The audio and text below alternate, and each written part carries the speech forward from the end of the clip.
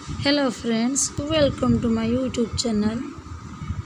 सांग माने आज अध्याय आपण मैंने देखा पाइबे चिकी आसी बहुत मन दुख कर कांदी आ समस्त परिवार देखी मन दुख कर कौन हो जेजेमा कहते कि लड्डू आण प्रसाद भोग लगे। यही समय खुशी बहुत डरिकी छड़ा हो चिकी चिकी शाशु चिकी की अनेक रही आ शाशु कहते चिकी माँ जाओ लड्डू नहीं कि आस प्रसाद नहीं कि आसिले भोग लगे।